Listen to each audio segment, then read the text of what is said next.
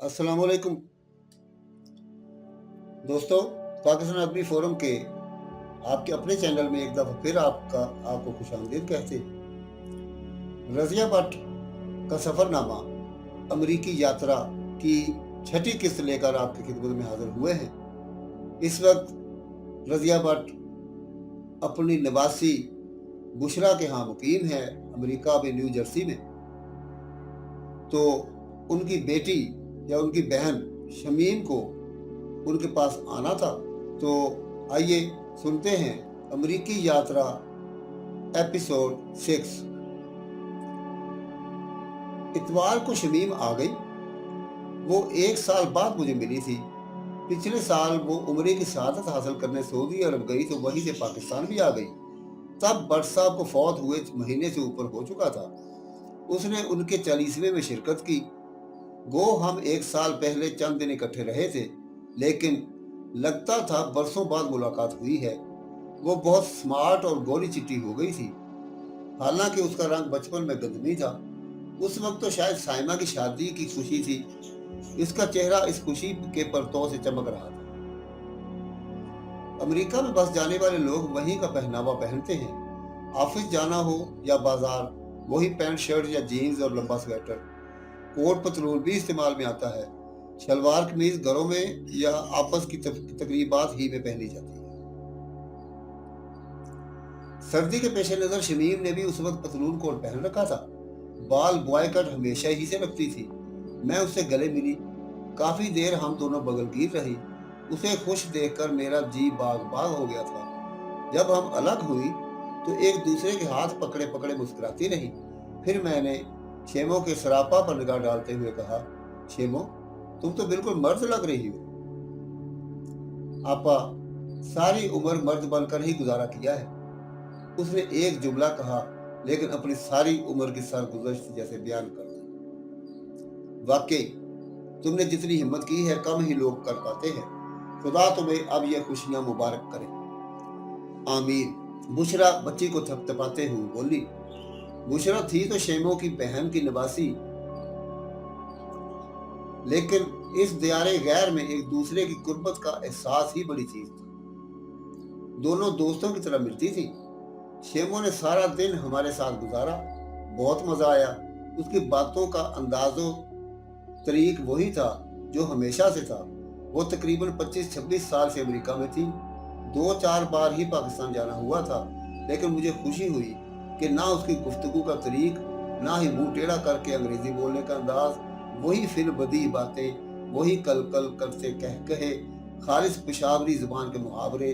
उसकी मालूमात पाकिस्तान, खासकर अपने मेके और ससुराली खानदान के मुतालिक बहुत थी।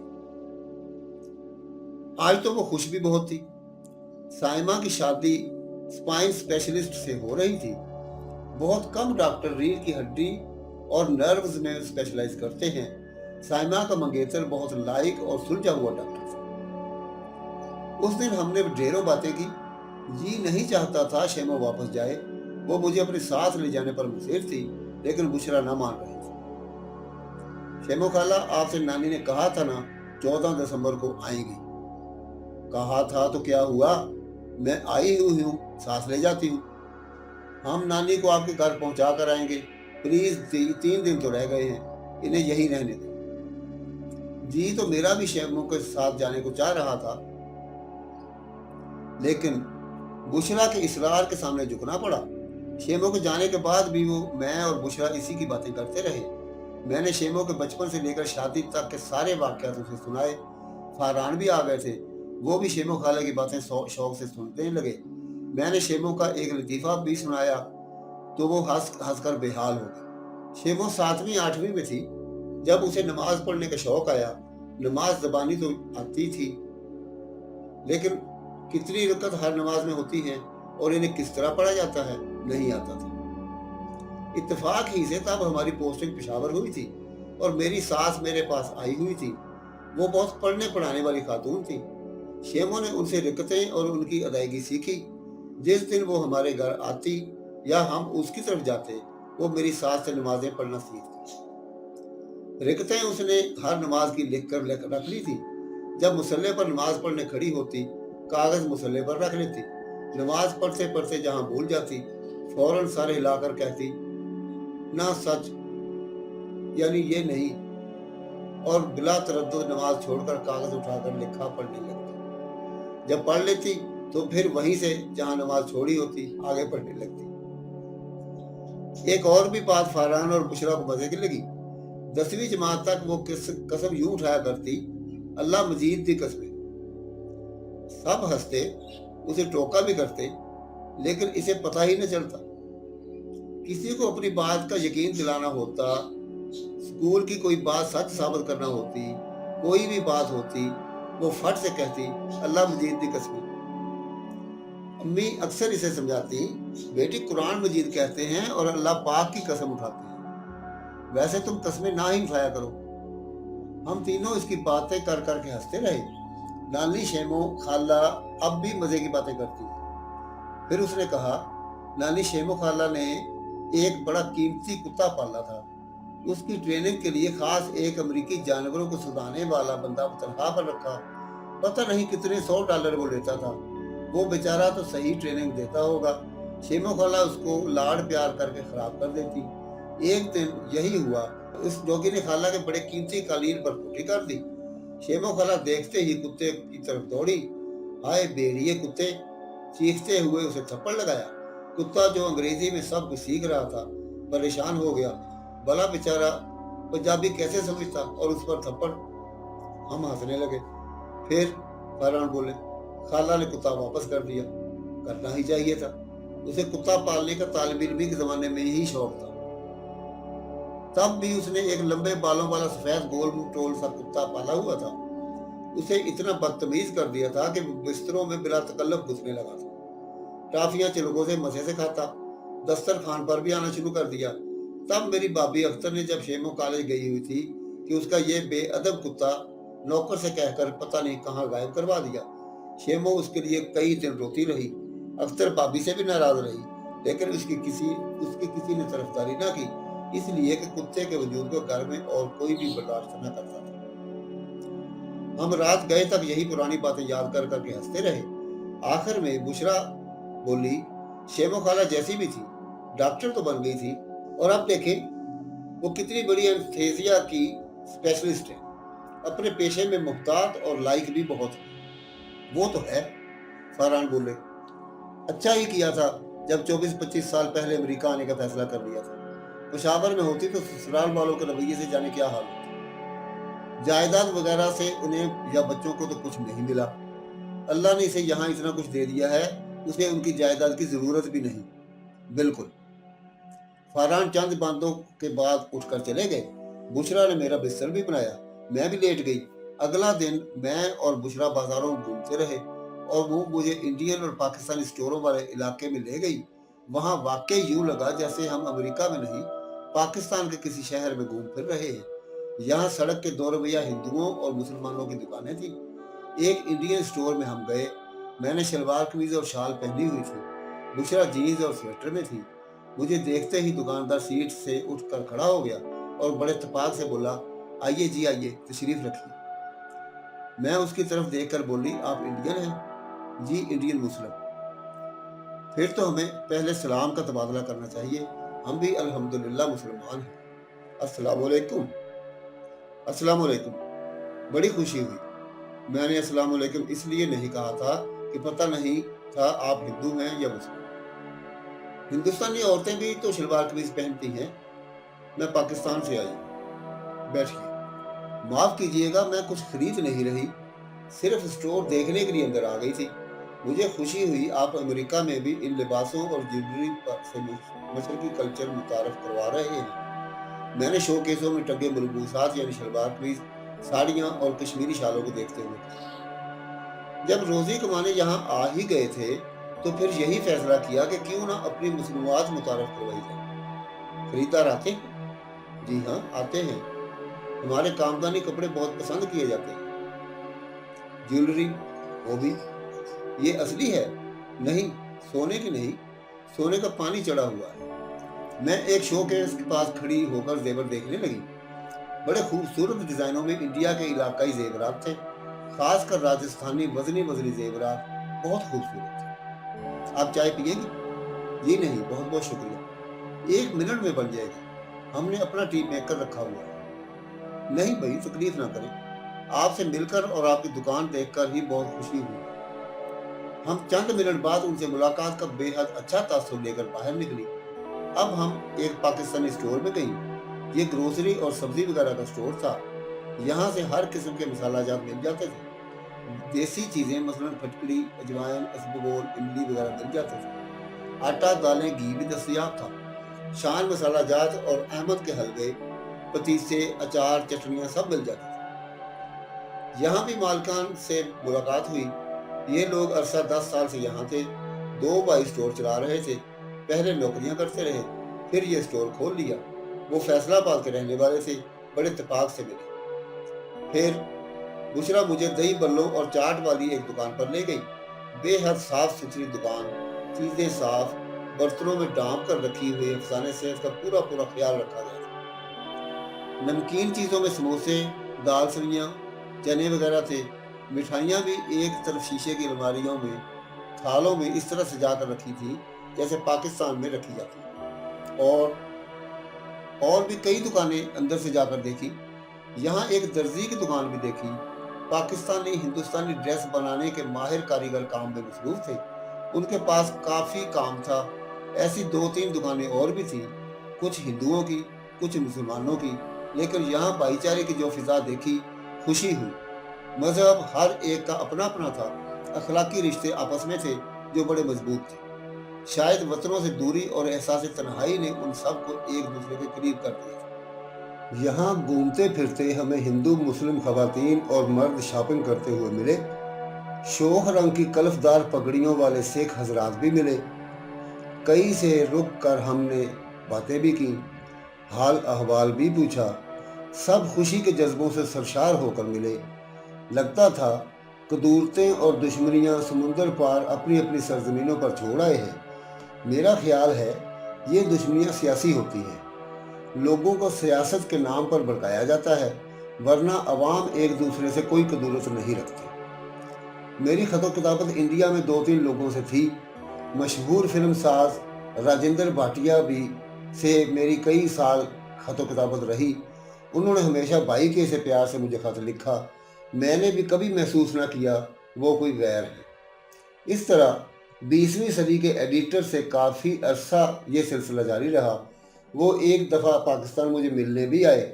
महसूस ही ना हुआ कि हम दोनों एक दूसरे के दुश्मन मुल्क के लोग हैं। खैर, उस दिन अमेरिका में देसी बाजार में घूमने फिरने का बहुत लुत्फ आया। वहाँ हिंदुस्तानी पाकिस्तानी तकरीबन हर चीज़ दस्तयाब थी।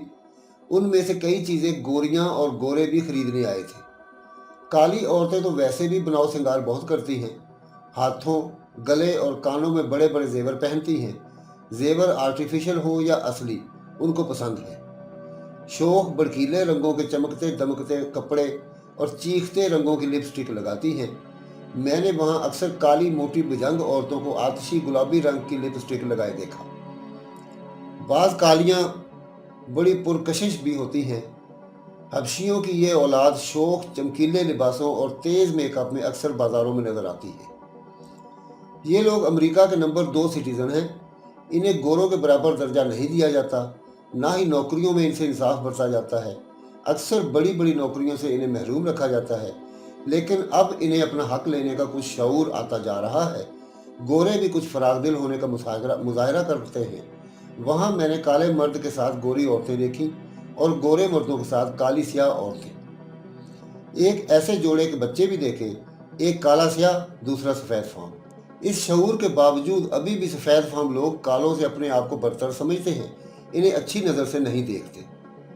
मैंने काली औरतों के मेकअप और शौक लिबास के मुतल्लिक इसलिए लिखा है कि गोरी जवान लड़कियां और औरतें या तो बिल्कुल मेकअप नहीं करती भी हैं तो इतना हल्का कि पता ही नहीं चलता।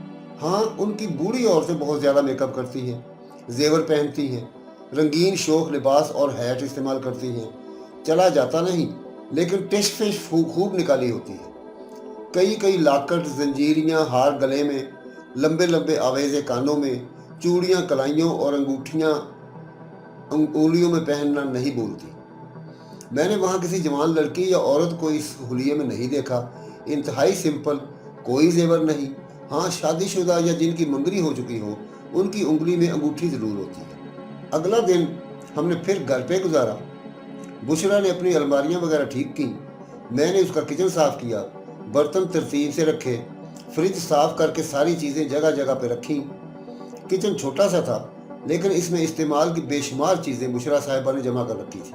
कोक के डब्बे, कागजी रोल, देगचियों के सेट, डिस्पोजेबल प्लेटें और गिलास, ये सब ऊपर चले किचन के एक कोने में रखना पड़ते थे। हम लोग हर दूसरे रोज़ चूँकि सैर सपाटे के लिए बाहर निकल जाते थे, इसलिए सारा किचन उलट पुलट हो चुका था। फारिग होकर मैंने खाना बनाया। बुशरा मुझे मना ही करती रही, लेकिन मैंने ये काम कर ही दिए। उसने आज कपड़ों की धुलाई के लिए भी लॉन्ड्री जाना था। सिंगल बेडरूम अपार्टमेंट में धुलाई की मशीन और डिश वॉशर नहीं होता, बर्तन हाथ से धोना पड़ते हैं। इसीलिए जो लोग ज़्यादातर कागजी यानी गत्ते के गिलास प्लेटें इस्तेमाल करते हैं, जो इस्तेमाल के बाद फेंक दी जाती हैं। ये चीज़ें काफ़ी सस्ती मिलती हैं, इसलिए ढेरों के हिसाब से घरों में रखी होती हैं। कपड़े धोने के लिए सब अपार्टमेंट्स की इकट्ठी लॉन्ड्री होती है, यानी एक अलग जगह कमरे में वॉशिंग मशीनें लगी होती हैं, साथ ही ड्रायर होते हैं। वहाँ इन मशीनों का इस्तेमाल करने के लिए कॉइन इस्तेमाल करते हैं। मशीन में बनी जगह पर डाले जाते हैं, तब मशीन चल पड़ती है। कपड़े धुलते हैं, फिर सूखने के लिए ड्रायर में डाले जाते हैं। बुशरा हफ्ते में एक दिन धुलाई करती थी। बच्ची के कपड़े वो खुद घर पे ही धोती थी। बुशरा ढेर सारे कपड़े इकट्ठे करके ले गई थी। मेरा ख्याल था कि इसे काफ़ी देर लग जाएगी, लेकिन वो आध घंटे बाद ही आ गई। धुल गए कपड़े? मैंने पूछा। हाँ नानी, अब ड्रायर में डाल आई हूँ, सूख जाएं तो ले आऊँगी। वैसे आज 2-3 लोग और भी धुलाई के लिए आए हुए थे। शुक्र है मुझे एक मशीन मिल गई, वरना उन लोगों के फारिग होने का इंतज़ार करना पड़ता। वॉशिंग मशीन तो बड़ी ज़रूरी चीज़ है, ये तुम्हारे अपार्टमेंट में क्यों नहीं? छोटे घरों में नहीं होती, बाज़ जगह तो 2 बेडरूम के घरों में भी नहीं देते। इससे बड़े घर हों तो वहाँ ये सहूलत मौजूद होती है, या जिनके अपने घर हों वो लगा लेते हैं। इन घरों में तो डिश वॉशर भी नहीं है। इतने छोटे घरों में ये चीज़ें रखना मना है। बस सब अपार्टमेंट्स के लिए मुश्तरका लॉन्ड्री बना देते हैं। 3-4 वॉशिंग मशीनें मार ड्रायरों के होती हैं। वहाँ कुर्सियाँ पड़ी होती हैं, आराम से बैठें, कपड़े मशीन में डालकर गप्पे लगाएं, कॉफ़ी पिएं, अखबार पढ़ें। वाह, अगली दफ़ा गई तो आपको साथ ले जाऊंगी, वहाँ की फ़िज़ा भी देख लीजिएगा। नहीं भाई, क्या देखना, तुमने बताया मुझे पता चल गया। बुशरा ने जल्दी जल्दी 2 कप चाय बनाई और हम टीवी के सामने बैठकर चाय पीने लगे। सारा जागी तो नहीं? नहीं, नहला कर सुलाऊं तो बड़ी देर तक सोई रहती है। ज़्यादा आराम से सोती गंधक की वजह से है। तुमने गौर नहीं किया अब वो सोते में रोती भी कितना कम है। हाँ नानी, ये गंधक बड़ी अच्छी चीज़ है। अच्छा किया जो आपने इसे गंधक करवाने की आदत डाल दी। पेशावर क्या, पूरे सुबह सरहद में नौज़ायदा बच्चों को गंधक की जाती है। एक गज भर का कपड़ा, चौड़ा रुमाल लेकर इसे तकोन बनाकर तय कर लिया जाता है। फिर बच्चे को नहला धुलाकर डायपर वगैरह लगाकर उसके दरमियान में लिटा दिया जाता है। ये रुमाल उसके कंधों तक रखा जाता है। फिर निचला किनारा सीधा लेटे बच्चे की टांगों पर उलट कर एक किनारा उसके ऊपर जिस्म पर लपेट कर दूसरा दूसरी तरफ से लपेट दिया जाता है। गंधक के लिए 1 या 1.5 इंच चौड़ी और कोई 1.5-2 गज लंबी पट्टी होती है, जो कंधों के नीचे रखकर ऊपर की तरफ सीने पर बल देकर टांगों और पाँव तक बांध दी जाती है। पाँव के करीब पट्टी के दोनों किनारों को टाई की तरह बांध दिया जाता है। बच्चे के बाजू और टांगें सीधी रखी जाती हैं। बच्चा बड़ा आराम महसूस करता है। इस तरह वो सुकून की नींद सो जाता है। सारा बहुत रोती थी। मेरे जहन में उसे गंधक करने का ख्याल आया, चुनाचे मैंने उसे आम से कपड़े को तकोन करके कपड़े ही की पट्टी बनाकर बांध दिया। वो 2-3 घंटे मुसलसल सोई रही। रात को भी उसे गंधक करके सुलाती। वो इसी वक्त रोती जब उसे भूख लगती या डायपर गीला होता। नानी, आपने तो कमाल कर दिया। बुशरा बच्ची के आराम से सोने पर बेहद खुश थी। मैं एक दिन बाजार से गंधक के रुमालों के लिए फलालैन और पट्टी बनाने के लिए कपड़ा ले आई थी। पेशावर में तो ये पट्टी बड़ी परीत से बनाई जाती है। इस पर तिल्ले का काम भी करवाया जाता है और कमखाब भी ऊपर लगाई जाती है। मैंने पट्टी आम कपड़े की बनाई थी। हाँ, उस पर गुलाबी रिबन लगाकर उसे खूबसूरत बना लिया था। सारे काम निपटा कर बुशरा ने चाय बनाई। मैंने उसके लॉन्ड्री से लाए हुए कपड़े तय करके वार्डरोब में रख दिए थे। आज दिन मसरूफ गुजरा था, اس لیے اب ہم دونوں آرام سے چائے پیتے ہوئے باتیں کر رہی تھی۔ ٹی وی حسب معمول آن تھا، لیکن ہم دیکھ نہیں رہی تھی۔ آج دن بہت ٹھنڈا تھا۔ چونکہ گھر سینٹرلی ہیٹر تھا، اس لیے سردی کا پتہ نہیں چل رہا تھا۔ ہاں، باہر آسمان دھندلا دھندلا تھا، بادل کے بودل ٹکڑے ادھر ادھر تیرتے پھر رہے تھے۔ سورج اور نکلی ہوئی دھوپ تو جب سے میں آئی دیکھی نہ تھی۔ اکثر مطلع ابر آلود رہتا، کبھی کبھی پھیکی سی دھوپ نکل آتی، لیکن آج موسم کچھ زیادہ ہی ٹھنڈا تھا۔ ہم باتیں کر ہی رہے تھے کہ چھوٹی بہن نسیمی کا فون آ گیا۔ وہ بھی ابھی شیمو کے گھر نہ گئی تھی، نیو یارک میں اپنی چھوٹی بیٹی حمیرہ کے ہاں تھی۔ سلام کے بعد نسیمی نے چھوٹتے ہی کہا، برف پڑ رہی ہے، آپ کی طرف بھی پڑی ہے یا نہیں؟ ہائے کتنی خوبصورت لگ رہی ہے۔ سچ؟ ہاں، بشرا دیکھنا ذرا، یہ کھڑکی بلائنڈ ہٹا دو، میں نے بشرا سے کہا۔ اس نے بلائنڈ ہٹائی۔ چوڑی کھڑکی کے صاف شیشے سے باہر کا منظر دکھائی دینے لگا۔ برف یہاں بھی پڑ رہی تھی، بہت زیادہ نہیں، معمولی سی، لیکن منظر بڑا خوبصورت تھا۔ میں نسیمی سے بات ختم کر کے کھڑکی میں آ کھڑی ہوئی۔ اپارٹمنٹ کے سامنے والا گھاسی قطع کہیں کہیں سے سفید ہو رہا تھا۔ برف برادے جیسی پھوار سے پڑ رہی تھی، یوں لگ رہا تھا جیسے کسی سفید شے کی ہلکی ہلکی بارش ہو رہی ہو۔ بہت ہی خوبصورت منظر تھا۔ یہ موسم کی پہلی برف باری تھی۔ مجھے یاد ہے اس دن 11 دسمبر تھی۔ بلائنڈ ہٹی رہی، میں کچھ دیر بعد کھڑکی سے چائے کی پیالی پکڑے پکڑے ہٹی اور صوفے پر آ بیٹھی۔ شیشے کے باہر برف باری بہت ہی اچھی لگ رہی تھی۔ اب یہ گرنا کچھ تیز ہو گیا تھا کیونکہ سبزہ سفید ہوتا جا رہا تھا۔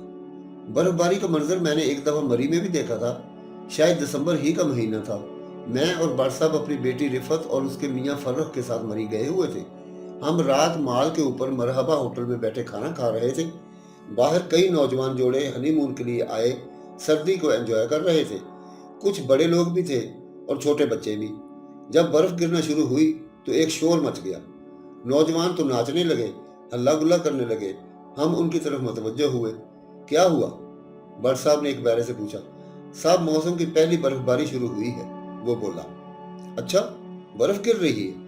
ہم سب کھانا چھوڑ کر ہوٹل کے بڑے بڑے شیشوں والے دروازے کے پاس آ کر باہر دیکھنے لگے۔ تب وہاں برف پھوار کی طرح نہیں برس رہی تھی۔ مجھے تو ایک لمحے کو یوں لگا جیسے کوئی کاغذ کے چھوٹے چھوٹے ٹکڑے اوپر سے نیچے گرا رہا ہے، لیکن یہ کاغذ نہیں تھے، برف کے پتلے پتلے فلیکس تھے جو جھوم جھوم کر فرش کی طرف آتے ہوئے بہت خوبصورت لگ رہے تھے۔ اس خوبصورت اور نیچر کے حسن کو انجوائے کرتے ہوئے نوجوان جوڑے، معمر آدمی، خواتین اور بچے خوب شور مچا مچا کر خوشی کا اظہار کر رہے تھے۔ کچھ جوان لڑکے برف باری کی خوشی میں بنگڑا ڈال رہے تھے۔ نیو جرسی میں جب برف کی پھوار گری تو چاروں طرف ایک ہو کا عالم تھا۔ خاموشی بھی لگتا تھا چپ ہو گئی ہے۔ صرف پاکستانیوں یعنی نسیم اور ہم نے ہی اس گرتی برف کو انجوائے کیا تھا۔ پتہ نہیں بازاروں اور سٹوروں کے سامنے لوگ اس منظر کو دیکھ کر خوش ہو رہے ہوں تو ہوں، ادھر ان اپارٹمنٹس میں کوئی ہل جل نہ ہوئی تھی۔ ہماری طرف کچھ زیادہ برف نہ پڑی تھی، لیکن نسیمی نے 1 گھنٹے بعد پھر فون کیا اور بتایا اللہ سب کچھ سفید پڑ گیا ہے۔ گھر کے سامنے والا میدان تو بالکل برف سے ڈھک گیا ہے۔ یہاں تو سڑکوں سے برف ہٹانے والی گاڑیاں بھی آ گئی ہیں اور نمک چھڑکنے والی بھی۔ نمک چھڑکنے والی کیا مطلب؟ وہ بولی، آپا برف پڑتے ہی سڑکوں پر نمک چھڑکنا شروع کر دیا جاتا ہے۔ اس سے برف شیشہ نہیں بنتی، ورنہ تیز رفتار گاڑیاں سکڈ ہوتی رہیں، ایکسیڈنٹ ہونے کا بھی احتمال ہوتا ہے۔ کیا خوب انتظام ہے۔ برف ہٹانے والی گاڑیاں بھی آ جاتی ہیں۔ جوں جوں برف گرتی ہے یہ گاڑیاں سڑکوں پر سے برف اٹھا اٹھا کر سائڈوں پر پھینکتی رہتی ہیں۔ مجھے ان گاڑیوں کے متعلق بشرا نے پوری طرح بتایا۔ ٹرک ہوتے ہیں جن کے آگے مٹی اٹھانے والے کرین کی طرح کا تختہ لگا ہوتا ہے۔ ٹرک آہستہ آہستہ چلتا جاتا ہے اور اس لوہے کے تختے سے سڑک کی برف اٹھاتا ہے۔ جب تختہ بھر جاتا ہے تو سڑک کے کنارے برف پھینک کر پھر برف اٹھانے لگتا ہے۔ اس طرح نہ کریں تو ٹریفک بلاک ہو جائے۔ ساتھ ساتھ برف کی صفائی ہوتی رہتی ہے، اور یہ بڑی سڑکوں ہی کی نہیں، چھوٹی سڑکوں کی بھی ہوتی ہے۔ بے شمار گاڑیاں ہی ہوتی ہوں گی۔ بالکل، میں یہاں کے نظام سے پہلے ہی متاثر تھی، اب اور بھی ہو گئی۔ ہمارے ہاں تو میدانی علاقے ہیں، برف پڑتی نہیں، پہاڑوں پر ہی برف باری ہوتی ہے، جہاں جتنی برف پڑے جمی رہتی ہے۔ ہاں، ایسے پہاڑی علاقے جہاں آمد و رفت برف باری میں بھی جاری رہتی ہے، यानी मरी वगैरह की आम सड़कों पर बेलचों और कुदालों से गाड़ियों के आने जाने के लिए रास्ता बना दिया जाता है। बाकी इलाके अक्सर एक दूसरे से कट जाते हैं और वहाँ के मकामी लोग बर्फबारी के मौसम में ऊंचाई से निचले इलाकों में आ जाते हैं। लेकिन यहाँ जिंदगी बर्फबारी से मुतासर नहीं होती, रवां दमा रहती है। 13 दिसंबर को पाकिस्तान से छोटी बहन गुड्डी और भाभी रुकैया शैमो के यहाँ पहुंच गई। कल रात शैमो के यहाँ शादी की शुरुआत थी। इस सिलसिले में डिनर था। हम लोगों ने भी कल ही जाना था और नसीमी, हुमैरा वगैरह भी कल ही आ रही थी। बर्फबारी से एकदम ही टेम्परेचर मनफी में चला गया। जब तक बर्फ पड़ती है उतनी ठंड नहीं होती, लेकिन जब बर्फ पड़ने के बाद हवा चले तो मौसम बेहद ठंडा हो जाता है। लेकिन यहाँ चूंकि सर्दी रोकने का माकूल और मौसर इंतजाम है, इसलिए इतनी सर्दी का एहसास घर से बाहर निकल कर ही होता है। फिर गाड़ियों में भी हीटर होते हैं। बस जितनी देर गाड़ी से बाहर चलना फिरना हो, सख्त तरीन सर्दी का एहसास होता है, वरना पता ही नहीं चलता। अगले दिन हम दोनों बाजार गए। पहले स्टर्न देखा, फिर मैसी। दोनों स्टोर बहुत ही बड़े हैं। सामान से लदे ये स्टोर देखकर हैरत होती है कि इतना माल बिकता होगा। इन दिनों सेल लगी हुई थी। हर चीज पर खासा डिस्काउंट मिल जाता था। लोग उससे फायदा उठाने के लिए टूटे पड़ते थे। गर्म कपड़ों की तो बेहद डिमांड थी। इतनी खरीदारी के बावजूद लगता था स्टोर का कोई कोना कुदरा भी खाली नहीं हुआ। एकड़ों पर फैले ये स्टोर सामान से लदे हुए होते हैं। ज्यादातर औरतें ही काउंटर्स पर होती हैं, जो बड़ी मुस्तैदी से काम करती हैं। मैसी के एक हिस्से में हम क्रिस्टल की चीजें देख रहे थे कि सामने लगी एक लिस्ट पर बुशरा की नजर पड़ गई। देखें नानी, देखें। क्या? ये लिस्ट देख रही हूँ। सिर्फ देख ही रही हैं, ये साइमा की लिस्ट है। क्या मतलब? नानी, यहाँ ये रिवाज है जिसकी शादी हो उसे दोस्तों और रिश्तेदारों से तोहफे तो मिलते ही हैं। यहाँ लोग अपनी ज़रूरत की चीज़ों की लिस्ट बनाकर अपने पसंदीदा स्टोर में दे देते हैं। दोस्त अहबाब को स्टोर का बता दिया जाता है। अब जिसने तोहफा देना हो वो चीज़ों की लिस्ट देखकर अपनी हैसियत के मुताबिक कोई चीज़ खरीद लेता है। जो चीज़ खरीदी जा चुकी होती है, स्टोर वाले वो आइटम काट देते हैं। इस तरह लड़की या लड़के को ज़रूरत की चीज़ें मिल जाती हैं। चीज़ों की डबलिंग नहीं होती, जैसा अक्सर हमारे यहाँ होता है। तोहफे में लैंप आ रहे हैं तो लैंप ही इकट्ठे हो गए हैं। घड़ियाँ हैं तो वही तोहफे में इकट्ठी हो गई हैं। जोड़े हैं तो बेहिसाब आ गए। इस तरह लिस्ट देने से ये फ़ायदा होता है कि एक एक चीज़ ही ली जाती है, और वो भी लड़की या लड़के की ज़रूरत की। अच्छा रिवाज है। वाकई शादियों पर अक्सर बेमसरफ चीज़ें ही तोहफ़े की सूरत में हमारे यहाँ इकट्ठी हो जाती हैं। अब मैंने भी साइमा के लिए तोहफा खरीदना है। इस लिस्ट में देख लेती हूँ कि कौन सी चीज़ मैं ले सकती हूँ। कितने तक की लोगी, ये भी तो देखना होगा। ज़्यादा से ज़्यादा $100 तक का तोहफा मैंने लेना है। काफ़ी है ना नानी? मैंने मुस्कुरा कर सर हिलाया। $100 तक देखती हूँ इस लिस्ट में कौन सी चीज़ है। हम दोनों आगे बढ़कर लिस्ट देखने लगी। खासी लंबी लिस्ट थी जिसमें ज़्यादातर किचन की चीज़ें थी, कीमती भी थी और आम भी। मसलन dinner set, ice cream machine, rice cooker, cutlery set, छुरियों का set, chopper, food factory, glass, शीशे के ढकने वाली देगचियाँ, नॉन स्टिक फ्राइंग पैन, गर्जे के तकरीबन किचन के इस्तेमाल की चीज़ें थीं। कुछ वाजेस और डेकोरेशन पीसेस भी थे। कुछ चीज़ों पर क्रॉस के निशान लग चुके थे, यानी खरीदी जा चुकी थी। कुछ बाकी थी। बुशरा वही चीज़ें देखने लगी। स्टोर में काम करने वाली खवातीन ग्राहकों को चीज़ें दिखाने में बड़ी मदद करती हैं। उनका रवैया दोस्ताना होता है। चीज़ खरीदे ना खरीदे, देखने में कोई हर्ज नहीं। वो आपको हर चीज़ दिखाने में मदद करेगी। बुशरा ने काफ़ी चीज़ें देखी। फिर इसे एक क्रिस्टल का खूबसूरत सा बाउल पसंद आया। ये ठीक रहेगा नन्नी, उसने मुझसे पूछा। बहुत खूबसूरत है, प्राइस भी मौजूद है। कितने का है? उसने बाउल के पेंदे पर लगी छोटी सी चेट देखी। $110 का है। ले लेती हूँ। ले लो। वो प्याला काउंटर पर ले गई और मैं सारा की कैरी कार्ड उठाए इधर उधर फिरने लगी और मुख्तलिफ चीज़ें देखने लगी। काफ़ी लोग स्टोर में खरीदारी कर रहे थे। जर्सियाँ और जैकेट्स लोग अपने साथ लगा कर देख रहे थे। जिसका साइज फिट करके देखना होता वो जर्सी जैकेट और पैंट वगैरह लेकर कोने में बने छोटे से ट्राई रूम में चला जाता।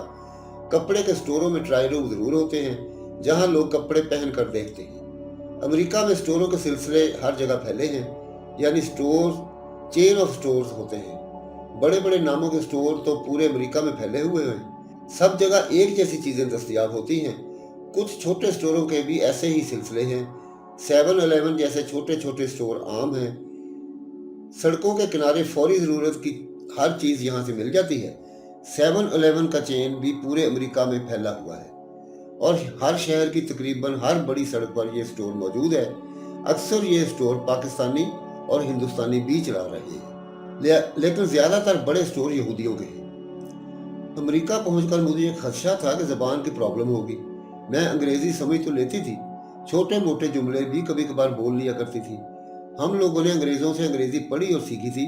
अंग्रेज चले गए तो अंग्रेजी बोलने की भी जरूरत ना रही। नई नस्ल या फैशनेबल लोग जरूरत के तहत नहीं, एहसास बरतरी दिलाने के लिए अंग्रेजी बोलते हैं, जिसकी हमें जरूरत ही पेश ना आई थी। कुछ अंग्रेजों का लहजा भी अमेरिकनों से बिल्कुल मुख्तलिफ है। गोल गोल करके अंग्रेजी बोलते हैं, जिसे समझने के लिए भी गौर से सुनना पड़ता है। इसलिए पहले पहले तो मैं खासी दुश्वारी से दो चार रही। बुशरा साथ होती थी, इसलिए मैं ज्यादा ही कॉन्शियस हो जाती। जो जुमला बोल सकती वो भी ना बोलती। नानी, आप तो यूं जाहिर करती हैं जैसे अंग्रेजी से बिल्कुल ही नाबल्द हूं ना। नहीं, आप कोशिश करें, बोला करें। इन लोगों से अंग्रेजी गलत मलत सही, ये लोग मजाक नहीं उड़ाते बल्कि तारीफ करते हैं। हमारी एक दोस्त है, उनकी अम्मी पाकिस्तान से आई थी। वो तो पढ़ी लिखी भी ना थी, उर्दू भी ढंग से ना बोल सकती थी, लेकिन कमाल है नानी, महीने 2 ही में वो अंग्रेजी ना सिर्फ सीख गई बल्कि बोलने भी लगी। गलत ठीक बस बिला झिझक बोले जाती। असली बात झिझक ही की है बुशरा। खैर महीने 2 बाद शायद मैं भी बोलने लगूं। सच्ची बात झिझक इन लोगों से नहीं आती, तो तुमसे और फारान से आती है। मेरी बात पर बुशरा खिलखिला कर हंस पड़ी। मैं जब इधर उधर होती हूँ तो आप इन औरतों से बिला झिझक बात किया करें, और फारान तो कभी कभी हमारे साथ आते हैं। आप झिझक छोड़े नानी। बहुत अच्छा। हम बातें करती काउंटर तक पहुंच गई। काउंटर पर भी रश हो तो लाइन लग जाती है। मजाल है जो कोई लाइन तोड़कर आगे बढ़ने की कोशिश करे। हमारे यहाँ के लोग भी इन असूलों के खिलाफ वर्जी नहीं करते। लाइन में लगकर सब्र से अपनी बारी का इंतजार करते हैं। काउंटर पर खड़ी चाको चौबंद लड़कियां और औरतें बड़ी मुस्तैदी से कंप्यूटर पर खरीदारी की लिस्टें बनाती और कीमतें लगाती हैं। उनकी कोशिश होती है कि ग्राहकों को आराम और सहूलत से जल्दी जल्दी फारिग करें। बुशरा ने बाउल खूबसूरत रैपिंग पेपर में गिफ्ट पैक करवाया। रिबन से उस पर टाई भी बनवा कर लगवाई। अच्छा है ना? उसने पैक शुदा गिफ्ट मुझे दिखाया। बहुत अच्छा, मैंने कहा। साइमा की लिस्ट में बाउल तो नहीं था, पर मैंने खरीद लिया। क्या हुआ? मैंने कहा साइमा की लिस्ट में तो वो चीजें भी नहीं हैं जो मैं लाई हूँ या गुड्डी ने मेरे साथ खरीदी थी। फिर तो ठीक है। आज मेरे ख्याल में जो तकरीब शेमो खाला के यहाँ है वो ब्राइडल शावर ही है। Bridal shower? हाँ नानी, आज पार्टी होगी और जिसने जो गिफ्ट देना होगा वो ले आएगा। इसे ब्राइडल शावर कहते हैं। जी, शादी से कुछ दिन पहले ये तकरीब मुनक़द की जाती है। वैसे तो ये अमेरिकनों की रस्म है, लेकिन यहाँ सभी लोग करते हैं। इसी तरह बेबी शावर भी होता है। वो क्या? जिसके यहाँ बच्चा होने वाला होता है उसके दोस्त अजीज इसी तरह बच्चे के लिए गिफ्ट लाते हैं। अक्सर कोई करीबी दोस्त इस बात का एहतमाम करता है। आने वाले बेबी के वालिदैन को सरप्राइज दिया जाता है। वही पार्टी का एहतमाम करते हैं, दोस्तों को बतला करते हैं, चीजों की फहरिस्त बनाते हैं, फिर जिसने जो चीज देनी हो ले लेता है। हमारे दोस्तों ने भी मेरे लिए ये तकरीब मुनक़द की थी। आम तौर पर 7वें महीने में ये तकरीब मनाते हैं। फारान के करीबी दोस्त और उसकी बीवी ने सारा बंदोबस्त किया था सारा के बेबी शावर का। अच्छा? हाँ नानी, बड़ी सहूलत भी होती है और मज़ा भी आता है। सारा के जो ये ढेर सारे खिलौने हैं, जाली की फरलों वाली काट है, रंगीन झूला है, खूबसूरत फ्राक है, पराम है, सब उन दोस्तों ही ने दिए थे। अच्छी रस्म है। हमारे यहाँ भी कभी हुआ करती थी, उसे गोद भराई कहते थे। रस्म मनाने के अंदाज में कुछ फ़र्क है, वैसे मकसद एक ही है। जी, अंदाज का ये फ़र्क है कि गोद भराई में होने वाले बच्चे की माँ को दुल्हन बनाया जाता है, फिर झोली फल, मिठाई और खुश्क मेवे से भरी जाती है। पैसे और चीज़ें भी तो दी जाती हैं। हाँ, वो तो है। यहाँ बच्चे की होने वाली माँ केक काट कर रस्म का इफ्तिताह करती है। झोली में कुछ नहीं डाला जाता, मेरे पास सारा के बेबी शावर की तस्वीरें हैं, दिखाऊंगी आपको। हम स्टोर से बाहर निकल आई। मैंने सारा को पराम संभाल ली और बुशरा गाड़ी लेने चली गई। अमेरिका में बच्चे को गाड़ी में अकेला छोड़ने की कतई इजाजत नहीं है। बच्चा ख्वाह सोया हो, गाड़ी में छोड़कर माँ शॉपिंग के लिए नहीं जा सकती। अगर ऐसा कभी हो तो पुलिस बच्चा ले जाती है और माँ को गिरफ्तार कर लिया जाता है। माँ को सजा होती है और बच्चा पुलिस किसी नर्सिंग होम में छोड़ देती है। आम तौर पर कोई माँ ये लापरवाही नहीं करती, क्योंकि सजा इतनी सख्त है कि ये दी भी जाती है। बुशरा गाड़ी ले आई। थोड़ी बहुत जो खरीदारी की थी वो पिछली सीट पर रखी। सारा को सीट बेल्ट से बांधा, पराम डिग्गी में रखी और फिर मैं भी बैठ गई। नानी, वो सीट पर बैठते हुए बोली, आप बेल्ट लगाना क्यों भूल जाती हैं? जुर्माना करवा के रहेगी। ओह, दरअसल आदत नहीं ना। आदत डालें। आपने अभी कुछ माह यहाँ ही रहना है। लो जी, मैंने बेल्ट बांध ली। ठीक, अब थोड़ी सी ग्रोसरी लेनी है। घर के करीब ही मार्केट है, चलें ले लेंगे। मैं मार्केट भी देख लूँगी। बुशरा ने गाड़ी स्टार्ट की, फिर वहाँ से निकाल कर मेन सड़क पर ले आई। अब हम रिंगर रोड की तरफ जा रहे थे। स्पेक्ट्रा वे की मार्केट बहुत ज़्यादा बड़ी तो नहीं थी, लेकिन यहाँ ग्रोसरी की हर चीज़ मौजूद थी। यहाँ भी वही सफाई, वही तरतीब व तंजीम, मुख्तलिफ चीज़ों के लिए मुख्तलिफ मखसूस हिस्से, रैक्स पर रखी चीज़ें, एक तरफ सब्ज़ी का पोर्शन, साथ ही फलों के रैक, पिछले हिस्से में गोश्त, मुर्गी, मछली, पोर्क वगैरह। काउंटरों पर कंप्यूटरों के सामने तेज़ी से ग्राहकों को निपटाने वाली लड़कियाँ, चहल पहल, रौनक, लेकिन शोर न शराबा। अपनी अपनी टोकरी उठाई या ट्राली पकड़ी, मुख्तलिफ हिस्सों में घूम फिर कर अपनी ज़रूरत की चीज़ें निकाल कर उनमें रखी और फिर काउंटर पर आकर चीज़ें निकाल कर सेल गर्ल के सामने रखी। बिल बना, कीमत अदा की और चीज़ें लेकर बाहर को चल दिए। बारी का इंतज़ार कतार में लग कर यहाँ भी किया जाता है। बुशरा ने चंद चीज़ें लेना थी, वो जल्द ही चीज़ें लेकर काउंटर पर आ गई। यहाँ 4 काउंटर थे, इसलिए ग्राहकों को ज़्यादा देर बिल लेने और कीमत देने में नहीं लग रही थी। हम शॉपिंग करके वापस गाड़ी की तरफ लौट आए और फिर चंद मिनट में घर पहुंच गए। अगले दिन हमने शेमो के यहाँ जाना था। साइमा की शादी के सिलसिले में पहली तकरीब भी थी, इसे ब्राइडल शावर भी कह सकते हैं। बहुत से करीबी अजीज और शमीम के दोस्त मदऊ थे। मैंने रात ही अपना सामान समेट कर सूटकेसों में डाल दिया। अब मैंने बाकी दिन शमीम के यहाँ ही रहना था। तौबा नानी, बुशरा मुझे सामान इकट्ठा करते देखकर बोली, आप तो अपनी एक एक चीज़ ले जा रही है, जैसे फिर यहाँ कभी आना ही नहीं। फिक्र ना करें, हम आपको यहाँ लाते रहेंगे। ज़रूर आया करूँगी।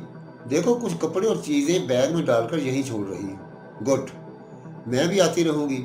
नसीम खाला, गुड्डी खाला और मामी भी वहाँ होंगी। गपशप का मज़ा आएगा। हाय, बिल्कुल पाकिस्तान का माहौल लगेगा, है ना नानी? बिल्कुल। खालिद मामू भी आ जाएंगे। मैंने अपने छोटे भाई ब्रिगेडियर खालिद का इसे बताया। वो आ रहे हैं? हाँ हाँ, वाह जी वाह। सादिया और आतिफ भी पहुंच रहे हैं। मैंने अपने भाई मंजूर की बहू और बेटे का उसे बताया। सच्ची? बिल्कुल।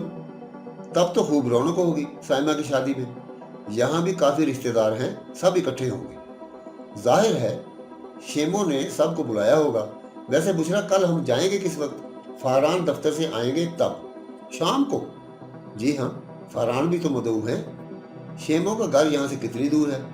कोई 45 मिनट की ड्राइव है, ज़्यादा दूर नहीं। 45 मिनट की ड्राइव और ज़्यादा दूर नहीं? यहाँ इतना फासला दूर नहीं गिना जाता। हुमैरा न्यूयॉर्क से आएगी। उसके घर से शेमो खाला के घर तक 2.25 घंटे की ड्राइव है। और अगर साइमा भी आई, उसने मेरे देवर असगर की बेटी का कहा, तो वो कम से कम 3 घंटे की ड्राइव के बाद पहुंचेगी। इस तरह हमारे घर से शमीम खाला का घर नज़दीक ही हुआ ना। वाकई। अगली शाम हम शमीम के घर के लिए रवाना हुए। बातों बातों में 45 मिनट गुजर गए। ये हाई स्कूल है नानी, बुशरा ने आखिरी सड़क पर मुड़ने से पहले मुझे बताया। साथ ही बहुत बड़ी लाइब्रेरी है। मैंने बहुत बड़ी लाल छतों वाली बिल्डिंग पर निगाह डाली। बड़े बड़े सरसब्ज लान, जिनमें आने जाने के लिए फुटपाथ बने थे। घने दरख्त, बाज पत्तों से लदे और बाज नंगी शाखों वाले। ये नंगी शाखों वाले दरख्त मुझे बहुत ही पसंद हैं। इनमें मुझे जो हुस्न दिखाई देता है वो पत्तों और फूलों से लदे दरख्तों में भी नजर नहीं आता। मैं उनकी खूबसूरती से हमेशा से ही मशहूर हो जाती हूँ। मैं सड़क मुड़ने के बाद भी गर्दन मोड़ मोड़ कर गाड़ी के पिछले शीशे से इन रंग दड़ंग काली काली फैली फैली मोटी पतली शाखों वाले दरख्तों को देखती रही।